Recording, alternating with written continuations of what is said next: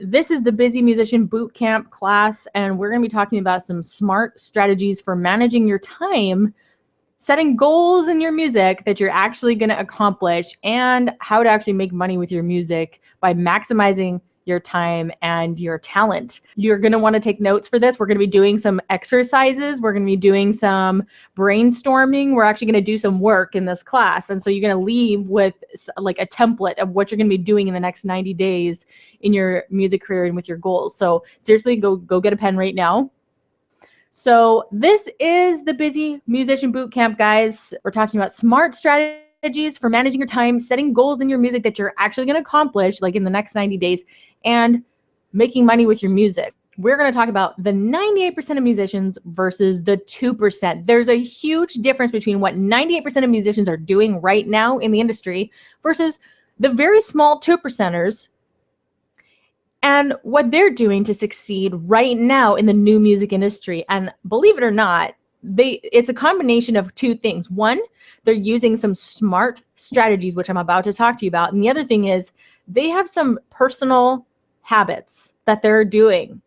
They give them more time and they give them more energy to actually pursue their music, because we live in a crazy busy world right now, and it's hard to get those things. Time and money and energy are very valuable. So we're going to talk about the difference between those two. We're also going to talk about how to leverage your time and talent to get more fans and make more money. That's for real, and it's stuff that I'm applying in my own music business right now. We're also going to talk about how to reverse engineer all your goals and actually accomplish them in less time. We're also going to cover the top 3 time wasters. I see people wasting their time on these things all the time, like I did. I totally was guilty of these. So the first thing we need to establish is the rule of the 98% versus the 2%, okay? I'm going to describe for you right now what the 98%ers are like.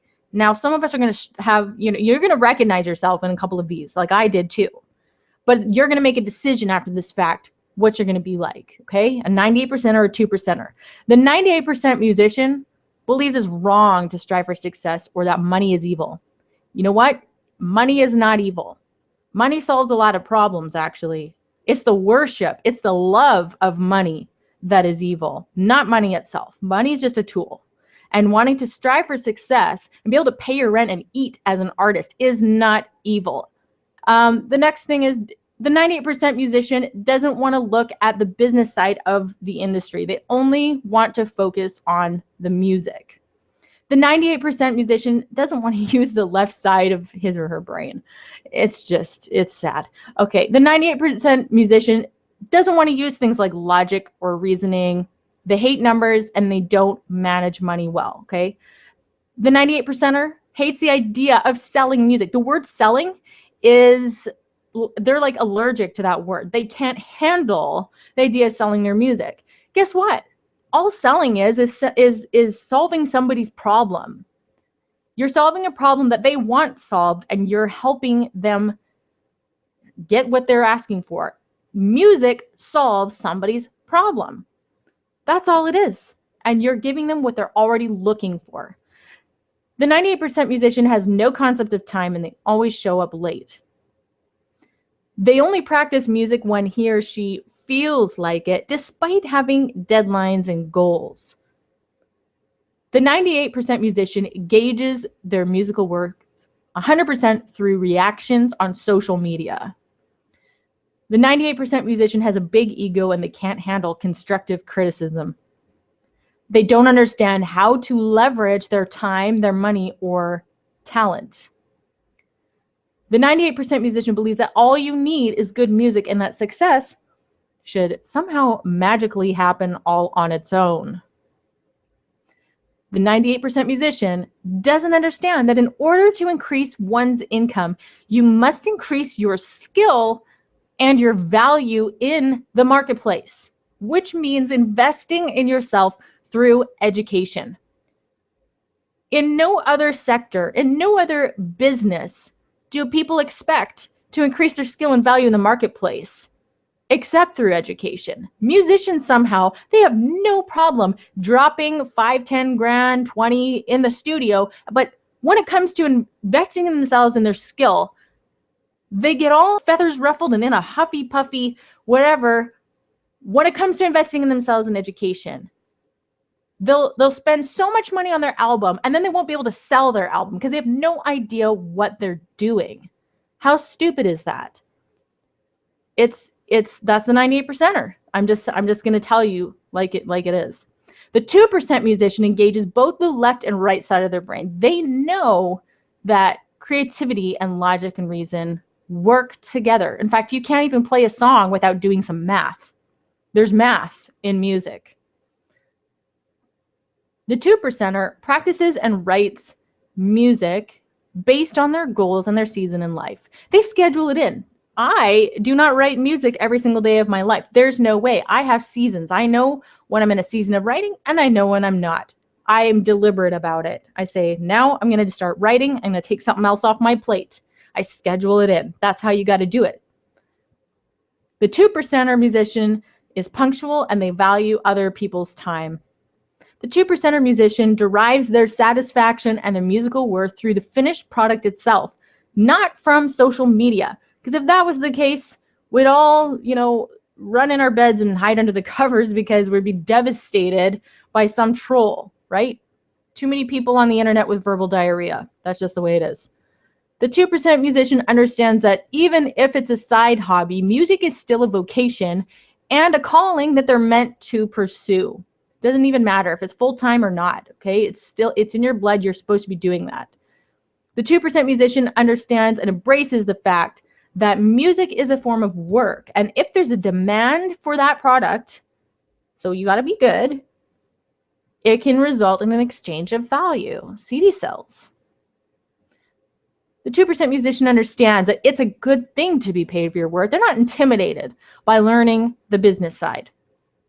They know that in order to be successful, they need to leverage their time, money, and talent. They might not know how to do all those things yet, but they know they need to do it. A 2% musician knows that in order to be successful, you must solve someone's problem. That's in any industry.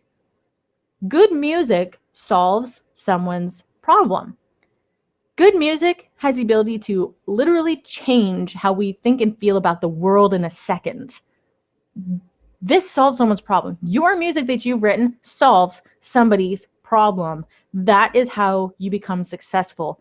The other part of it is that you got to get it in front of them. How are they going to hear it? How are you going to get it to them? The 2% musician realizes that if they want to increase their income, build a fan base, find the time to fulfill their dream, they must increase their skill and value in the marketplace, and it happens through education and application. Does no good for you to get an education, for you to take this class, and for you to take all these notes and then do jack all with it. That's not going to help you. Okay, you got to apply it. You got to actually act on it every day. Now, you got to decide right now what kind of musician you want to be. Are you going to be the 98%er or are you a 2%er? Which one? Because all of us have struggled a little bit, right? We might identify a little bit with a 98%er, or we can decide right now, I'm going to be a 2%er. If you guys have identified yourself in the 98%er, that's fine. I struggle with being late. Okay, none of us are perfect, but it's just a matter of making the decision that I want to be the 2%er because I want to be successful. I'm going to invest in myself. I'm going to invest in my education. I'm going to increase my skill, whatever it takes. I get it. That's the mentality you have to have. You have to have a student mentality. I always have a student mentality. You wouldn't believe how many courses I take, the books I read. I am always sharpening my skills because I want to be a 2%er.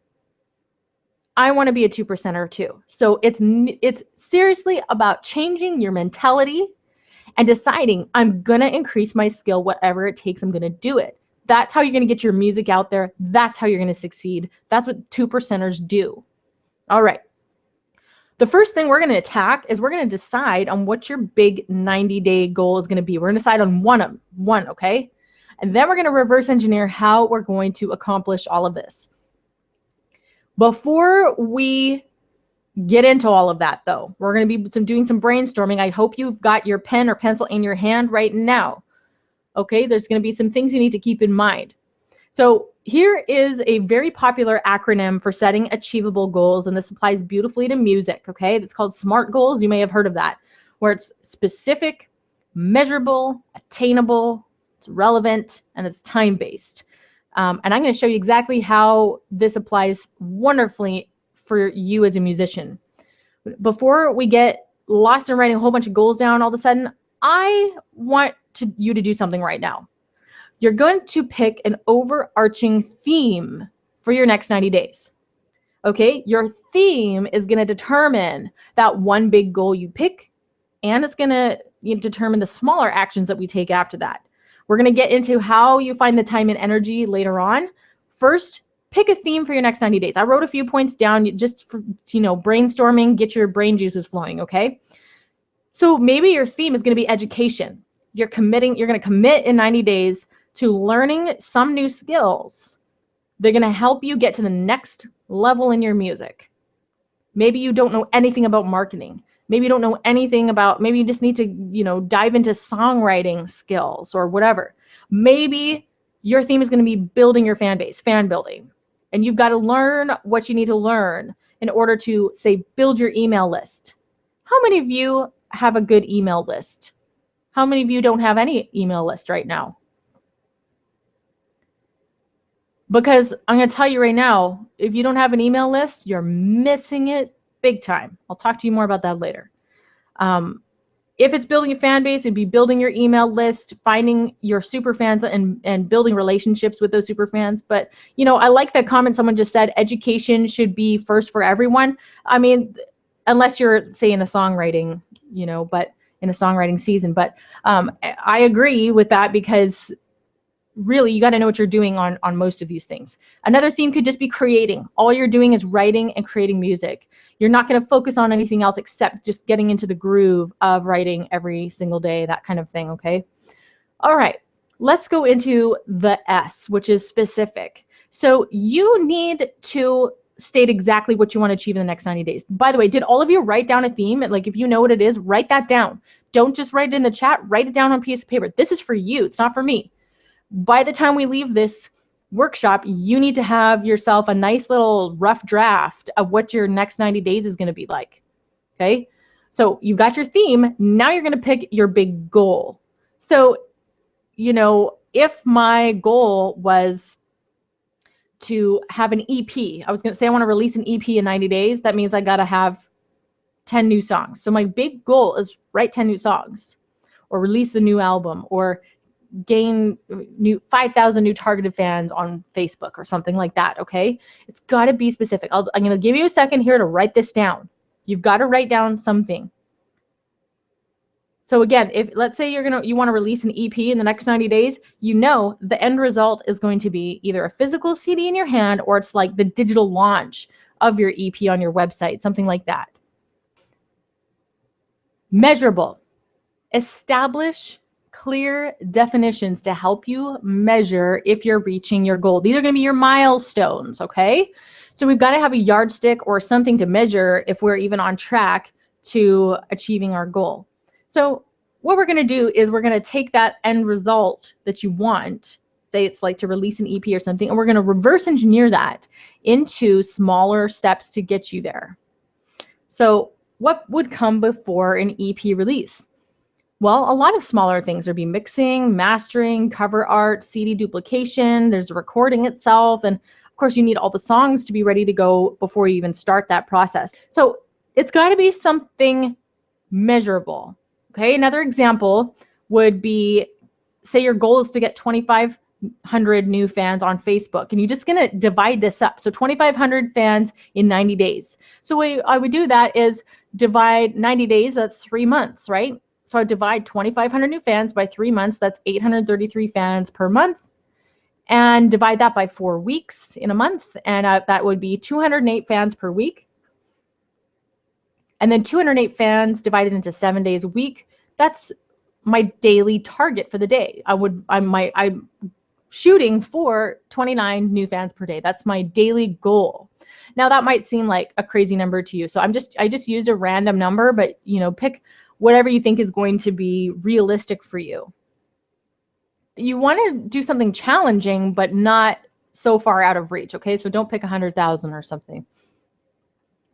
The next thing is it's got to be an attainable action. This is where we're actually going to establish all those little tasks that you need to do to actually get to the first milestone. This is going to be who, what, when, and where. Write that down, okay? It should be in your worksheet if you were able to print that off. Your who, what, when, and where. So say my theme is creating. My goal would be to write 10 new songs in 90 days. I break it down to 3 or more songs per month. And then I break that down into 1 or more songs per week. That's what I would do. My actions are the exact tasks I need to do in order to make this happen. So the who would be, say, me and my co-writer, me, the bandmates, or whatever. The what would be, I'm going to write 1 song this week. My when would be, I'm going to actually write it in my calendar. It's going to be Tuesdays and Thursdays at 8 p.m. or every morning at 7 before I go to work or whatever. Be deliberate about when you're doing this stuff. Then the where would be, where's this happening? Is this happening at the rehearsal space, in your living room? Where is this happening? Be very deliberate about it. And then just be specific as to how you're going to create this new habit. The R is being relevant, or I say realistic. Number 1, don't get off track. Don't get distracted by squirrels. Us creative people, we are so distracted by shiny objects, it's not even funny. I always joke and say we have creative ADD because we get pulled off course every time we see a squirrel. And through the next 90 days, you need to stay focused on your one overarching theme that you picked, your one big goal. So every time you feel the urge to do a little bit of this, a little bit of that, or some new social media platform comes out and you want to play around with it, just go back to your theme and your goal and ask yourself, does this align with my theme? Is this actually part of the actions I need to take that are going to get me to the goal? And if not, then that's something that's just going to derail your results. It's going to delay, okay? And you're not going to accomplish that.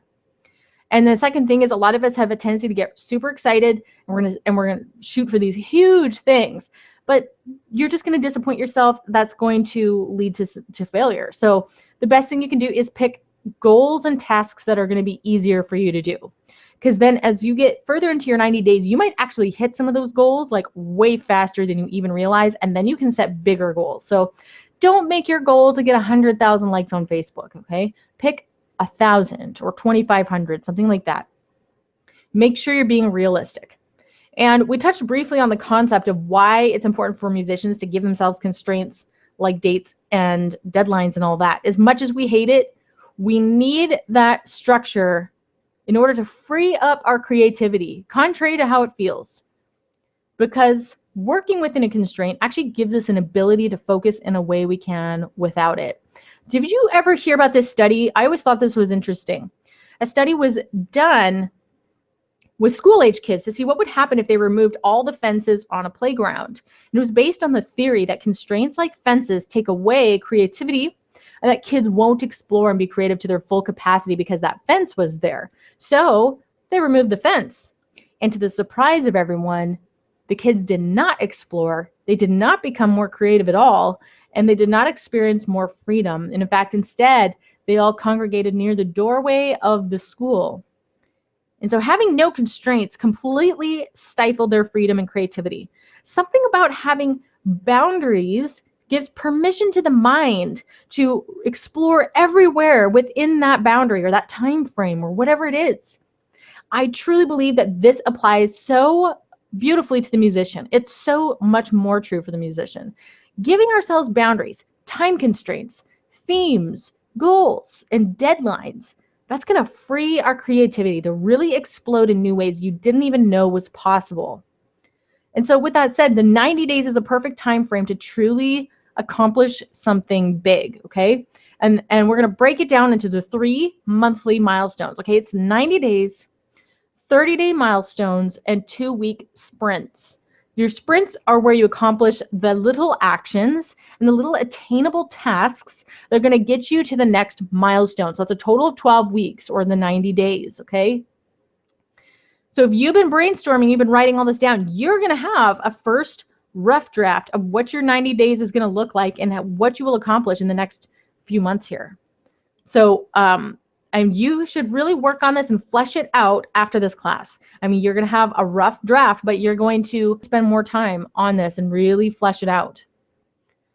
So now you've got the framework by which you can actually reverse engineer your goals and to where you want to go. You might say to me, okay, Leah, I've got my 3-month blueprint. Now, how do I find the time to do all of this? Because my job is really draining. I've got kids, I've got obligations, I have to walk the dog or whatever. And then half the time when I do have the time, I'm so tired. I'm so freaking drained from the day. Like, I really can't put out more effort in music. Like, that's just not even possible. I hear you, okay? I can tell you why all of this is true because I'm there myself. I'm a super creative person. I've always got an idea on the go. And so here's what I've found out. Okay, this is what I learned. More and more of these studies are coming out now showing that your brain uses the same amount of glucose for both big and small decisions. So I'm talking literally if you are standing at the fridge trying to figure out what the heck you're going to eat, it uses the same amount of brain power as it does the person trying to decide which university to apply to or what country they should move their family. Same amount of energy. All those teeny tiny little decisions you make throughout the day are actually draining you of mental and creative energy. It's like lifting weights. You can only do so many reps until eventually your muscle will get tired and you can't lift anymore. So if you find that you don't have time and you don't have energy for music, you need to evaluate a few things. So the goal of this next exercise is to see where you are expending unnecessary creative energy into things that could be automated in your life. Write that word down, automate your life. The purpose is to save you time and energy so that when it's time for you to create, your brain and your body are ready to go and you've got those creative reserves left, okay? Get ready to write this down and brainstorm. What kind of decisions do you make on a daily basis that are predictable? For example, clothes. You probably put on clothes every day, right? I hope. So figuring out what you're going to wear to work or what you're going to wear that day can be daunting. You know, when the laundry isn't done, your closet is messy, it's unorganized, and just trying to figure out what you're going to wear that day. Here's a big tip for you. Here's what the most successful and productive people on the planet are going to do. Okay, this is what they do. They wear the same thing every single day. They create themselves a uniform. So for me, being at home with my kids, I wear my workout pants and a tank and a hoodie. That way, when I'm ready to run to the gym, as soon as it's time, I'm not wasting time trying things on. I'm not wasting half an hour just looking for stuff. I have probably 10 pairs of black yoga pants. They look exactly the same. I know how they fit, and any hoodie that I wear with it will match. That's what I'm wearing right now. I'm wearing black yoga pants and a hoodie. And so, then what did I just do for myself? I just put some creative songwriting energy back in my brain bank. I can save it for later when the house is quiet and I'm ready to write. This is becoming a huge popular thing to do, by the way, in the business world, in other markets, in other sectors of the industry, because it makes your day so much simpler. It saves you loads of time trying to shop for stuff. I mean, seriously, go out, buy the one shirt that you like. If you have a blue shirt, buy 10 of them and get rid of all your other crap. Buy the same jeans that you like, buy 10 pairs of them and get rid of all your other crap. Stop trying to waste time and figure out what to wear. This is what the most successful people on planet Earth are doing right now. And also Google the term capsule wardrobe. It's a big movement. And so it's basically this, getting rid of your massive piles of junky clothes that you never wear and purchasing only a few really high quality pieces that you can mix and match, and that's going to last you for years. So they're like high quality. So that is something for a busy musician to seriously consider. Okay, next thing. Food. What the heck are you going to eat? This happens to me all the time. I'm like caught up in my day, and I've got kids and I've got work and I've been creative and I'm writing. And suddenly it's 6 p.m. and we haven't had dinner yet. And I'm like standing at the fridge trying to piece together some kind of, ingredients, trying to figure out what we're going to eat. Only by this time, my brain is fried. I have no idea what I'm going to make. I forgot to take meat out of the freezer and there's nothing prepped. And I literally do not have the mental capacity or the brain juice to now create something from nothing. Because holy cow, musicians are bad for this. We're all bad for this, right? Because we're creative and we're just like, so many of us are just fly by the seat of our pants. We don't like prepping. We resist routine. We resist structure. We resist it all. I don't like it. But then we seriously end up, we're the ones standing in front of the fridge, right? We have no idea what to make and we can't think and our brain is fried. Here's another tip for you, okay? It's so unsexy, but eat the same thing every single day. Make yourself a very simple meal plan. I've recently done this myself. And again, some of the healthiest, fittest people on planet Earth literally do just this. So I know for breakfast, I know what I'm having already. I don't have to wonder. I'm having a protein shake. I know what ingredients I'm putting in there. I've got almond milk, a scoop of whey protein powder, a cup of spinach, and some frozen strawberries. Done. Took me 2 minutes to make, actually less than that. And I'm going to have 2 or 3 of those in a day between my meals because I know it saves me time. It saves me energy. I don't have to think about it. I already know. Put it in the cup. Put it in the magic bullet. Done. Slam that baby back and your stomach is happy for another couple hours. And obviously it's really healthy for you. So that's like you're going to have more energy for music later. And in the other 3 meals, I know basically what kind of food I'm going to be having. So, I mean, you probably didn't think you were going to learn about meal planning in a musician boot camp, did you? But this is the truth. This is the truth. This is going to give you more time and energy for your music. If you're wondering what you're going to eat, what you're going to wear, what you're supposed to be doing, and using all your brain power for this, that's why you have no time. That's why you have no energy. Another thing is your calendar, all right? What happens in your day, in your life that is common, repeatable, and predictable? Or maybe it's not. Maybe your schedule is totally chaotic and random. In either case, most of you are trying to use your sheer brain power to remember it all. Most of us are not in the habit of writing it down, or if we do, it's on some random post-it note that gets lost in oblivion. So the best thing that you can start doing is using a calendar app of some kind and start writing every single thing down or put it in your Google Calendar. Do not keep relying on your memory for all of your appointments, all your schedules, all your to-do lists, your birthdays, and you can't do it all. There's no way. Okay, and I want to talk to you about your routine. Okay, are you guys writing all this down? So listen, we're going to talk about routine here. The most successful and productive people on the planet have this in common. They have a morning and an evening routine. Why? It's so that they can get stuff done on autopilot and save all their creative energy for the good stuff. Stop wasting your time and mental power because you can't find your toothbrush and trying to manufacture the willpower to work out. Instead, get your clothes ready the night before. Put your shoes right beside your bed and go work out. Not because you feel like it. No one said you have to feel like it to work out. You don't have to feel like it. You just do it because it's part of your routine. It's like brushing your teeth, okay? It gets done. You get it done because you know it needs to get done, not because you feel like it.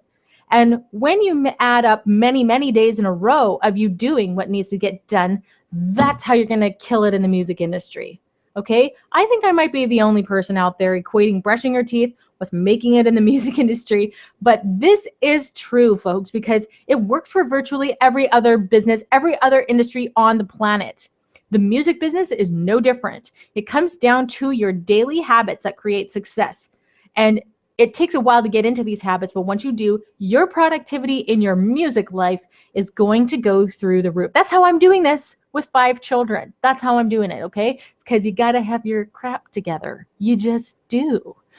Now, if you were to just automate those 4 things in your life alone, how many hours would that save you each week? By not having to shop for, weird ingredients for random meals, knowing what you're wearing every single day.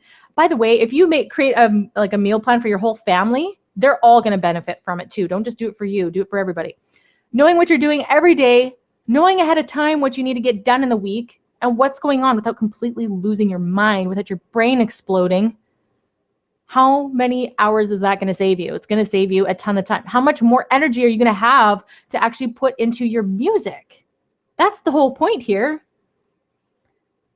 And so now you're going to have more physical and mental energy to do it. How many of you have had, physical energy, but your brain is drained and you just you got to have them both. You need both of them. Okay, now we're going to shift gears and talk about the 3 major time wasters that a lot of musicians spend their time on in the music business, including me. I spent time on these things too. So this workshop is all about maximizing your time and energy. So I want to talk about where, in my opinion, you shouldn't really spend your time, or at least not a lot of it, okay? The first one is trying to get your music licensed for TV and film. I know a lot of people, a lot of musicians, we know that there's money there. There definitely is. I'm not going to say that there is not money there. There is. However, there are so many scammy sites out there. They're basically going to charge you a lot of money just to have a membership, and then more money every time you just want to submit your song that supposedly is going to be heard by some industry pro. But really, I'm very skeptical of these because there's no guarantee that anyone is actually going to hear it. How do we know that anybody is actually listening to our song on the other side? In my opinion, it's throwing money away. It's a big gamble. And your song might not even get selected. So instead, this is what I've noticed. I think it's the indie bands, it's the unsigned, and it's the unknown artists that are actually doing really well, doing what they do, that gets selected for some of those biggest movie soundtracks, like the Twilight trilogy, for example, and stuff. And instead of spending your money on scammy sites and worrying about getting placed in TV and film, I want you to focus on what you do really well. And you will attract the right industry contacts to you. The second thing is uploading your stuff to every artist profile page on the internet. Oh dear, I wasted so many hours of my life doing this. MySpace died for the second time. Reverb Nation, SoundCloud. Are you guys on all these different sites? I'm not saying that nobody ever gets a song placed, but I'm just saying the majority of people don't. And I just think it's a waste of time. There's so much better. There's way better ways for you to spend your money. All these artist profile sites, Reverb Nation, SoundCloud, all this stuff, nothing wrong with them. But I spent so many hours of my life entering all my data on dozens of them, all these songwriting contests and indie artist contests. And I figured maybe someone would stumble across me and I get my big break. So this is a huge time waster. In the end, all the money I've made, all the success I've had never came from a single one of these sites. And so to me, it's not the best use of your time. And by the way, that's not where your super fans are. That's where all the competition is. That's where all the other artists are. Not that it's a competition, but you know what I mean, right? This is it. That's not where people go, I'm going to go browse around for really amazing music. That's usually where all the other musicians are in the same genre.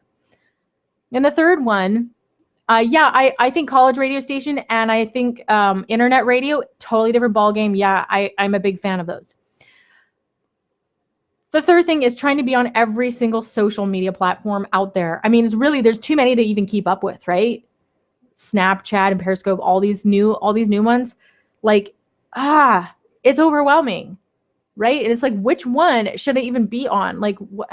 Where are my fans? So I'm going to tell you right now, do not try to be on all of them. It's not even going to help you. Instead of doing that, this is what I recommend you do to maximize your time and your effort. Spend a season, maybe a long season, several months, even a year or more, just on 1 to 2 platforms alone. Do some research. Write this down, okay? Dominate 2 platforms. max, maybe even just one. You need to figure out where most of your fans are hanging out. Okay, how do you do that?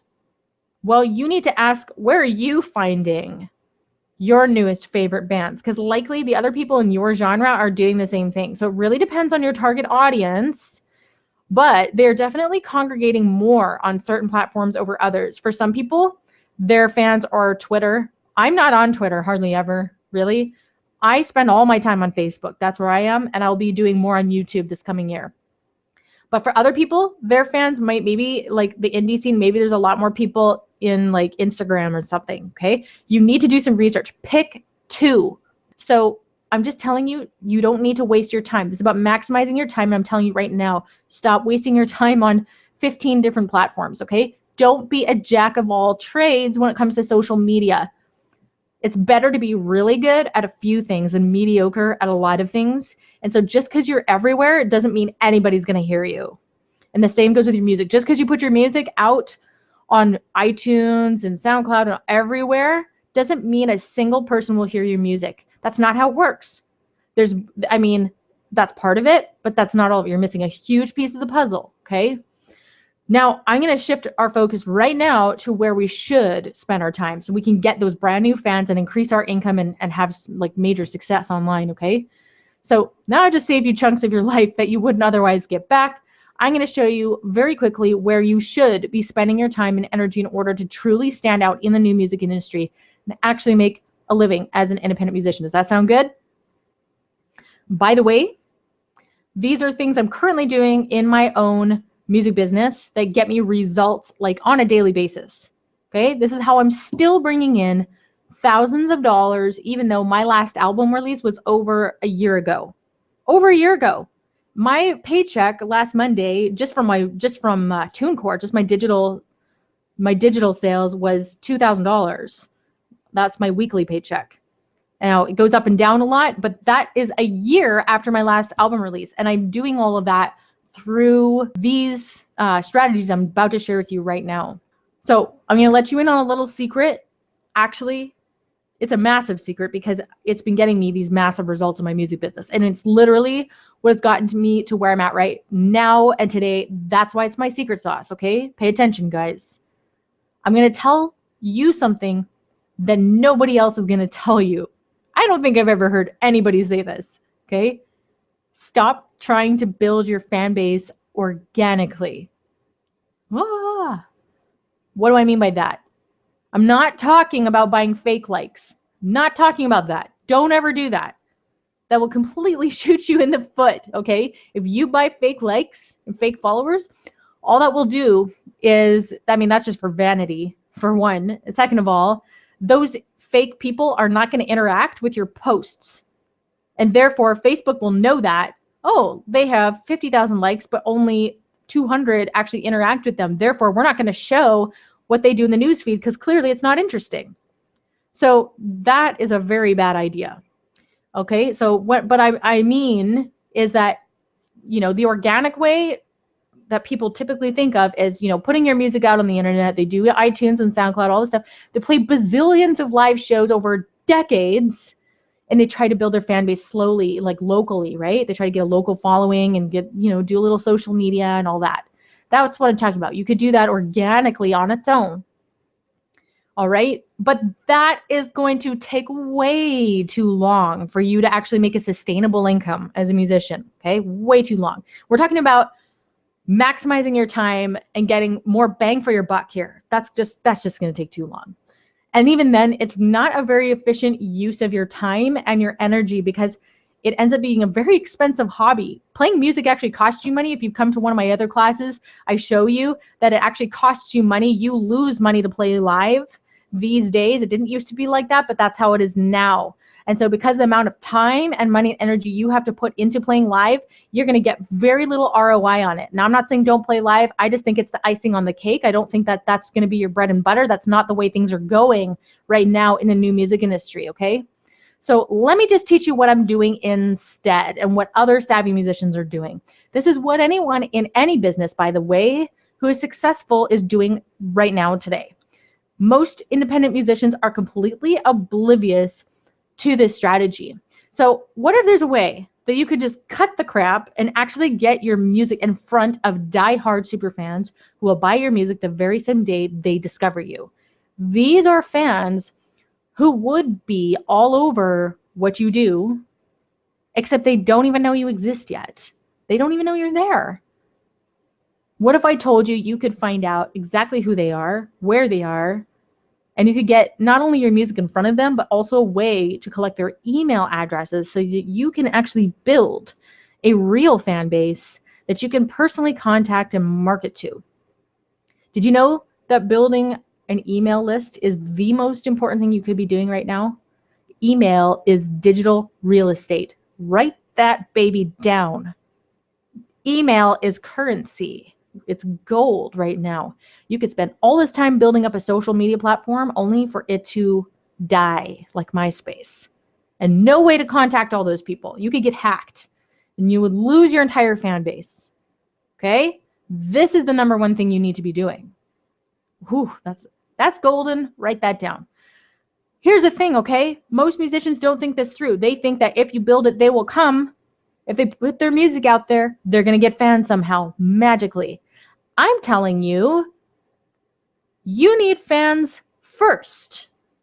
Obviously, you need music that they can hear so they can even like you, but your goal should be building your fan base first so that when you go to release your next album, you've actually got people to market to. So, the way to completely expedite this process and fast track your success is through Facebook advertising. That doesn't sound sexy, but holy crap. It completely revolutionized my results in the music business. And no, I don't work for Mark Zuckerberg, okay? I don't care where this would be. I'm going where the success is, okay? Let me explain to you. Facebook ads are the ultimate way to leverage your time and your money and your effort. It's the most return on investment in your music business. It is the way, all right? Every other business in every other industry knows this, and they're doing this, and you are missing out big time if you're not utilizing this tool in your music business. Holy crap, man. Why is this so revolutionary? Number one, it's the internet. It's the interwebs. You have access to 500 million people on this one social platform where if somebody likes what you do and they share it with their entire networks, okay? This is the smartest thing a busy musician could possibly do. This is about generating new fans while you're sleeping. That's what I do every single day. Scott, as far as the average ad cost, it really depends on your personal budget. I put quite a bit into it now because I'm rolling my profits into it. But you can start with $5. I mean, you can do this. Facebook doesn't put a limit on that or like a minimum. So it's super doable. The second thing is Facebook knows everything about us. Creepy, but it's true. People voluntarily give away so much personal information about themselves that we can find your target fans so easily. So it's just not even funny. I can target a potential super fan. He's male, 35 years old, lives in some remote town, who likes Pokemon, eats Taco Bell, and reads Rolling Stone magazine and loves heavy metal polka rap. Okay? It's true. You can get so detailed. No, Addison, this is not buying fans. This is not buying fans. Not even close. All this, what I'm doing is advertising. I'm going to show you what it looks like. Okay, I'm going to show you. But what I'm doing is I'm giving a free song away in an ad. Okay, so they're scrolling through the newsfeed. I'm going to describe this for you. Okay, just hang on. And they discover my music. Just hang on a sec.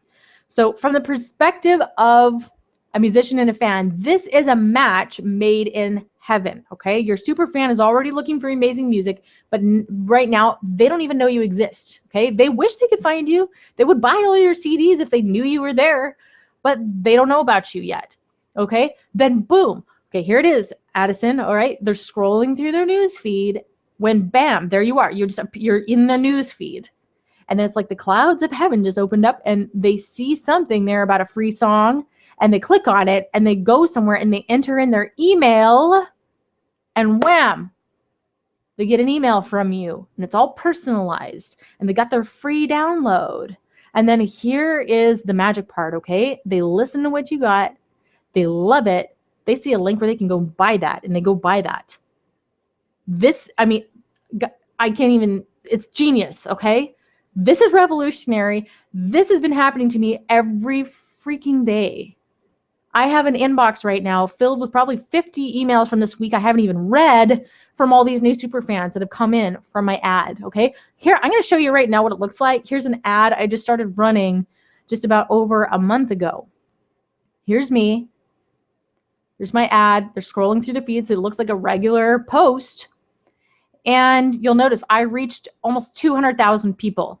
When was the last time you played a concert for 200,000 people? Can any of you say that you've played a concert for 200? This is absolutely beautiful. Second of all, you'll notice I've got about 1,500 likes. This is within a month, keep in mind, and almost 600 shares in a month. These shares, I am not paying for those shares. That is happening organically. That's when the ball starts rolling and your ad starts getting crazy traffic and it gets traction. I'm getting massive exposure from this. I'm building my email list. I'm also building my Facebook page by this, because if they don't like your page already, there would be a little like button up here. And so a lot of them just click like because it's there. And so you're also, you're building your social media page, you're building your email list, which is digital real estate. But then I'm also making thousands of dollars by using this tool because I have so targeted my fan that when they find me, they're like, oh my gosh, where have you been all my life? I have been searching for this music for years and I've never come across it before. I can't believe Facebook finally got it right. They actually put something in my newsfeed that I want to see. They actually send me those emails. That's literally what they say to me. And so it's really funny. And now here are the actual numbers, if you're a numbers person. So I've been running this ad for a little over a month when I put the slide up here. And I added in over a month, almost 3,700 new potential super fans. That's how many people signed up for my email, okay, in just over a month. This was my reach. I reached 166,000 people. It was actually more on that in the ad because of how many times it got shared. But this was how many that I paid for to reach. Okay, but it actually got more than that because people were so excited that they were sharing it 600 times. And this is what I paid per new fan. In the marketing world, they call it a lead. Okay, now cost me 41 cents per fan. That is insane. Okay, if in the marketing world, I'll just tell you, when people run an ad like this kind of thing, if you spend anywhere under $5, if you spend like $3, $4, $5 per fan or lead, you're doing great. I'm getting 41 cents. Now you got to have some crazy skill to be able to do this. So I'm not saying that my results are going to be typical, but I can tell you right now that everything I've accomplished here, I've learned. This is a learned skill. I got good at it because I invested in my education. I spent a lot of money to learn these skills. So you can just learn it from me the easy way. All right. My budget, by the way, yeah, I'm spending $40 a day on this, and that's because I'm rolling my profits back into this. So I it's not costing me that, it's just coming out of my profits. So here's the other thing, all right? So fans who join my mailing list, let's say they don't buy from me the first day, but I keep in touch with them and I build relationship with them. And I write back to them sometimes. And I send them another free song down the road. Do you think these people might want to support what I do in the future when I release my next album? The answer is yeah, baby. They totally will. They write me telling me that they're going to. So don't make the mistake of saying, this doesn't work if you're expecting to make thousands of dollars your first day. That's not going to happen. Don't worry about it. Okay. It took me some time to get really good at it. Some people like to date for a while before they get married. Okay. Other people like to elope. So you're going to get a mix of people who are ready to buy your music today. Some of them do. And then others who you got to nurture for a while. You're going to build relationship with them, and they're going to support you down the road when you release your next album or your next crowdfunding thing or whatever. So say in the next 6 months, I decide to release something new. I have now got thousands upon thousands of brand new super fans are all going to go out. They'll support your next crowdfunding campaign, buy your new CD, whatever. Guys, this is how you make it in the new music industry. This is literally how it's done, okay? The old way was gig and play your butt off until you die. In the new music industry, it's not even necessary. Play live all you like for fun because you love it, but you're not going to pay your bills very well that way. This is how you do it, okay? This is how it's done. It's about working smarter instead of harder. This is all happening in my sleep. Don't forget, I'm not having to show up somewhere. All of that's happening. Sales are made, new fans, my emails are going out, all automatically. It's on autopilot, okay? That's how you leverage your time, and that's how you leverage your energy in the new music industry. Warning, okay? I'm just going to give you a fair heads up. This strategy is not going to work for you if you don't know your micro niche. What's a micro niche? I dig into this really in depth in my full program, but it's a tiny little genre within a subgenre of an umbrella genre, okay? So if you try to market your music to people who also like another huge, massive artist that has millions of fans on Facebook, you're going to waste your money, okay? Your results aren't going to be good. That's way too broad. So you've got to know your micro niche starting from the get-go. The second warning I have for you is that you've got to be properly trained. You got to know how to use the Facebook Ads Power Editor. Many people get overwhelmed with the Power Editor and they give up because they don't have someone to show them exactly what to do and not do, okay? But trust me, once you get familiar with it and you've written a couple dozen ads the way I teach you, you're going to get the hang of it and it becomes easy. The third warning is you must know and understand how to properly research. Any dummy can throw up a Facebook ad, but it's the pros who make a lot of money that know that 95% of their success comes from properly researching their target audience. If you don't know your target audience in detail, if you don't know your fans better than they know themselves, your ads are going to fail, okay? And the way you know your target audience is primarily by knowing your micro niche. Okay, so there's all connected there. I've spent hours upon hours studying this. I've tested this. I've experimented in my own. I spend money every single day on this stuff. I've spent thousands of dollars on ads figuring out what works and doesn't work right now. And I can tell you, as a very busy musician myself, this is the ultimate way for you to utilize your time, your energy, and your money as a busy person, okay? If a stay-at-home mom who doesn't even tour can get those kind of results, then crap. You can do this if you just have the right steps in front of you. So combine those Facebook ads now with the 5 ways that I teach to monetize your music online, and you have a real shot at making a living, a sustainable living as a musician. Okay, here's the 5 things. The vast majority of musicians do not know about all these things, or if they do, they're not utilizing them. And they don't know how to set up systems so that it's actually working for them while they sleep, okay? So I'm going to go over these briefly. I dig into these way more in depth in the modules in my online course, but here's the 5 really quick. Write these down, okay?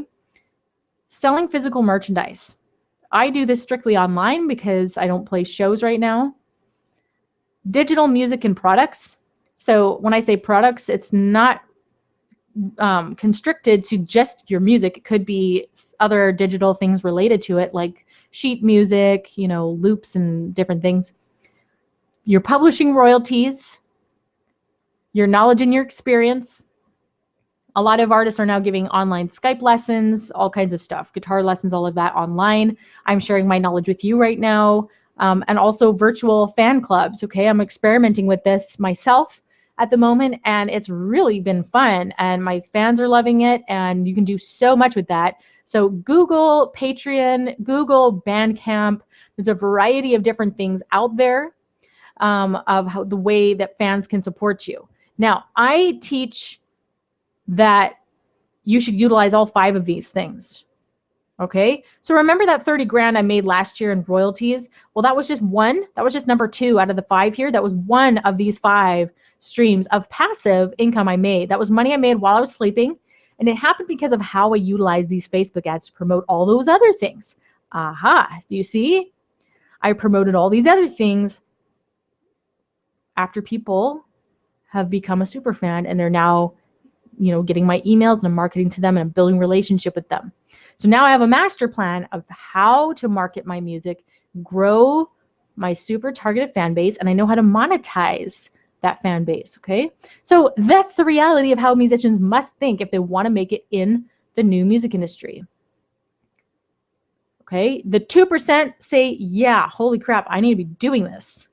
The other 98%, they'll say, that's awesome, but they're just going to make excuses and they won't do it. And then they're going to wonder 6 months from now why they aren't getting any results, why they're not selling and getting any CDs, and why people are unliking their page and why no one will hear their music.